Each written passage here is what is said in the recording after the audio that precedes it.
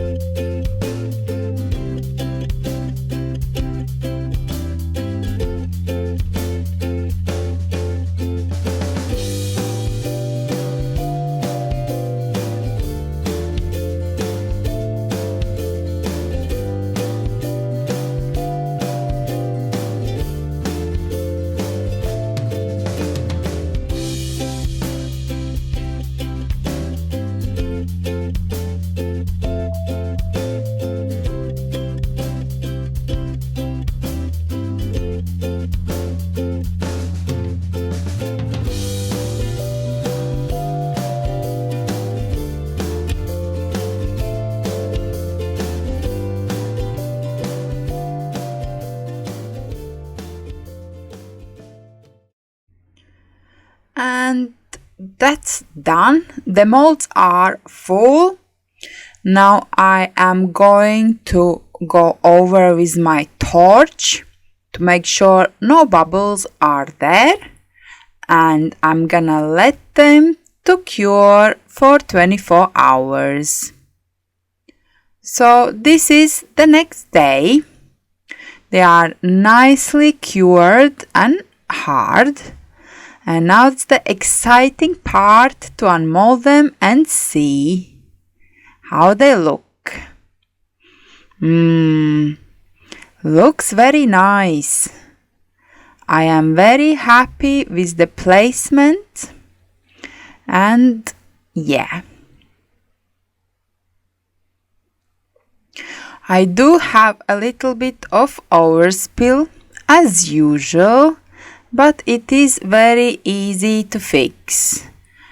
I do it usually with my Dremel. And I have as well on top poking the bits of corn flour out a bit. So I'm gonna as well sand them down so it's flat and no bumps. The next step I'm going to do is put silver gilding paint around the edges and of course put an extra clear top coat. And here we have it. They are all finished and ready, and I like them a lot.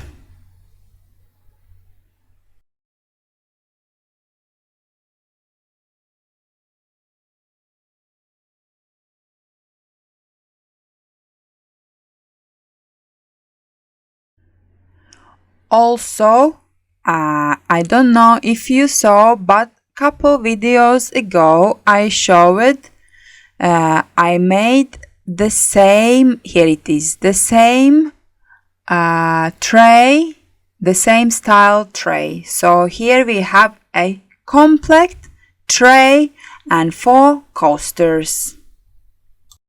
I hope you found this video entertaining and useful. Please leave a comment down below and let me know.